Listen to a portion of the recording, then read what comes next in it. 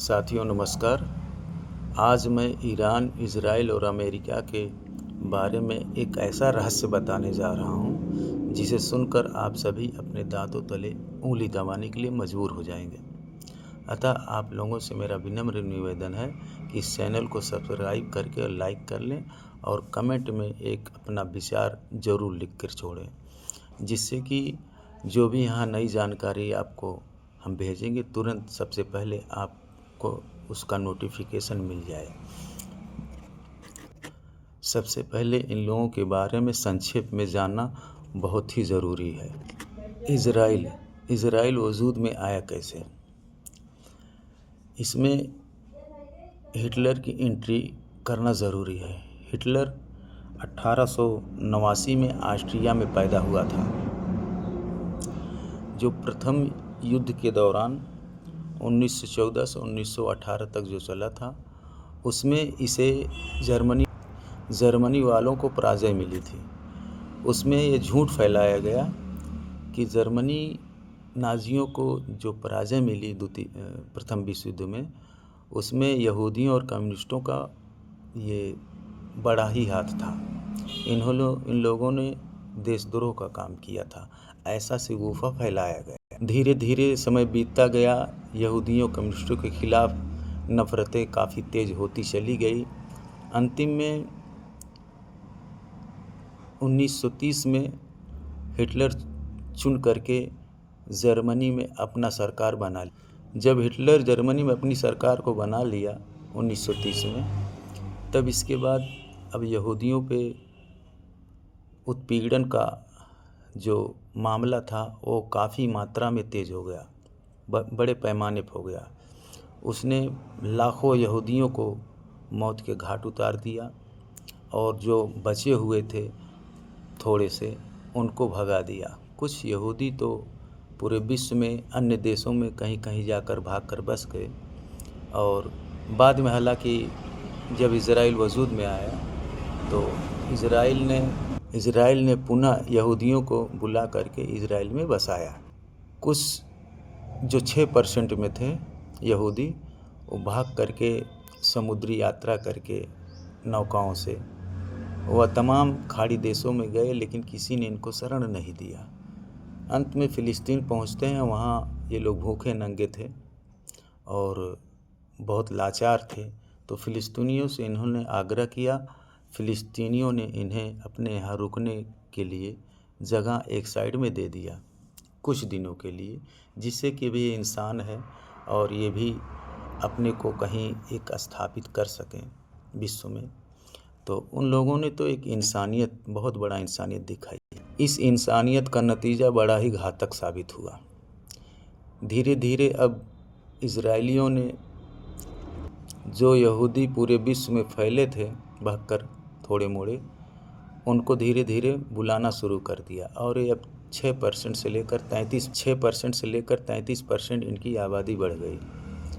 अब अमेरिका और ब्रिटेन इनका साथ देना शुरू किया और इन्हें हर तरह से सहयोग करना शुरू किया। हर तरह से आप समझ सकते हैं, उसमें हर चीज़ आ जाती है।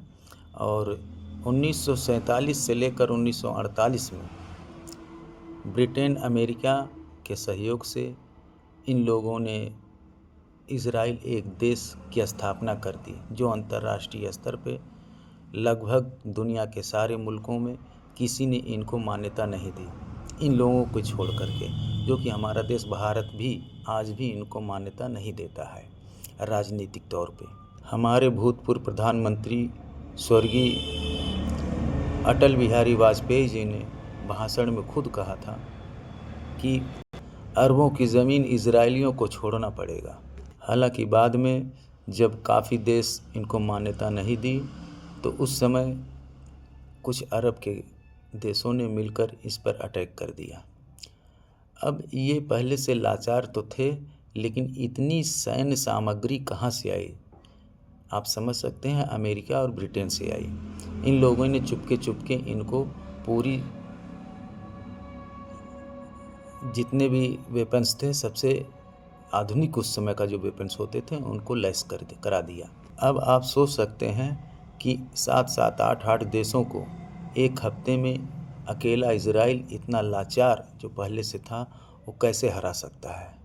और एक हफ्ते ही में ही 7-8 देशों के इन्होंने हरा दिया। और आज इजराइल फिलिस्तीन के लगभग सभी भूभागों पे कुछ जगहों को छोड़कर सारे भूभागों पर अपना वर्चस्व बना लिया है, कब्जा कर लिया है। अब आते हैं अमेरिका पे। अमेरिका अपने वर्चस्व को बनाए रखने के लिए, अपने दादागिरी को बनाए रखने के लिए, व्यापार में अपनी पकड़ को बनाए रखने के लिए ये पूरे विश्व में कुछ न कुछ करता रहता है और पूरे विश्व पे कब्जा करने के लिए, अपना अधिकार जमाए रखने के लिए तमाम ढेर सारे देशों में ये अपने सैनिक अड्डे बनाए रखे हैं। और क्यों बनाकर ये अपने सैनिक अड्डे रखे हुए हैं कि ज़रूरत पड़ने पर हम लगभग 8,000 किलोमीटर दूर से हवाई सफ़र करके हम युद्ध नहीं लड़ सकते किसी से, जिससे कि हम पहले से अपने सैनिकों को वहाँ तैनात जो किए हुए हैं बड़े ही आसानी से हम घेर कर उन्हें दबा सकें, मार सकें। वहाँ जो भी हम परिवर्तन करना चाहें परिवर्तन करके अपना वर्चस्व बनाए रखें। और जो अमेरिका के पुछलग्गू हैं जो उनसे दबे हुए हैं वो उनकी गुलामी को स्वीकार करते हैं, उन्हें सहयोग करते हैं। अगर इन सारे देश अपने देश से अमेरिकी सैनिक अड्डों का बहिष्कार कर दें, अपने यहाँ से निकाल फेंकें, तो आप बड़े आसानी से समझ सकते हैं इनकी दादागिरी कहीं नहीं चलने वाली है। अमेरिका खुद नहीं लड़ता, ये प्रॉक्सी लड़ाई लड़ता है, यह लड़ाता है। इसको एक बढ़िया से मिल गया है, छोटा ही से देश सही लेकिन आधुनिक साज-सज्जों से लैस इजराइल, और इजराइल के ज़रिए मिडिल ईस्ट में यह तानाशाही अपना बरकरार रखना चाहता है, जो ईरान को यह मंजूर नहीं है, क्योंकि ईरान यह खुददार देश है, यह अपने बलबूते पे चलने वाला है, यह भारत देश का भी सहयोगी रहा है, मित्र देश रहा है। हमारा व्यापार का आदान प्रदान ईरान से काफ़ी अच्छा और बहुत पुराना रहा। ईरान को अमेरिका की गुलामी मंजूर नहीं थी, जी हुजूरी मंजूर नहीं थी, जिस कारण से ये लड़ाइयाँ चल रही है। अब आते हैं एप्स्टीन फाइल में। जेफरी एप्स्टीन जो एक यहूदी था और यह एक प्रोफेसर था पहले, बाद में यह किसी प्रकार से काफ़ी पैसा इकट्ठा कर लिया, समुद्र के बीच में एक आइलैंड अपना खुद का बना लिया और एक अपनी लग्जरी ज़िंदगी बिताने लगा। अब यह विश्व के सारे बड़े बड़े देशों के जो राजनेता थे उनसे अपना संपर्क करना शुरू कर दिया। विश्व के तमाम नाबालिग बच्चियों को उठाया जाने लगा और इसके आइलैंड तक पहुंचाया जाने लगा। अब ये बड़े बड़े मुल्कों के जो राजनेताएं थे, व्यापारी वर्ग के थे, ये इनके संपर्क में आने लगे। तमाम देशों से बच्चियां उठाई जाने लगी और वहां तक पहुंचाई जाने लगी। अब उन बच्चियों के साथ शोषण होता था, यौन शोषण होता था, उन्हें प्रताड़ना दी जाती थी और बच्चों से एड्रेनोक्रोम जो बहुत, जब आदमी भयभीत हो जाता है तब शरीर में ग्रंथियों के द्वारा ब्लड में वो निष्कासित होती हैं और उस एड्रेनोक्रोम को निकाल करके लैब में उसको संशोधित करके बनाया जाता है। अब समझ लीजिए 100 बच्चों में 1 लीटर एड्रेनोक्रोम तैयार हो सकता है। और ये निकलता कैसे है? बच्चों को बिजली का शॉट दे करके, मार करके, भयभीत करके जब ये ऐसा करते हैं तो उनके शरीर में, ब्लड में एड्रेनोक्रोम निकलता है और उनको सुराख करके उस ब्लड को निकाल लिया जाता है और इसका लोग, बड़े बड़े लोग सेवन करते हैं, जिससे इनकी सेक्सुअल पावर बनी रहे और ये यंग अपने को बनाए रखें। एड्रेनोक्रोम का यही काम है।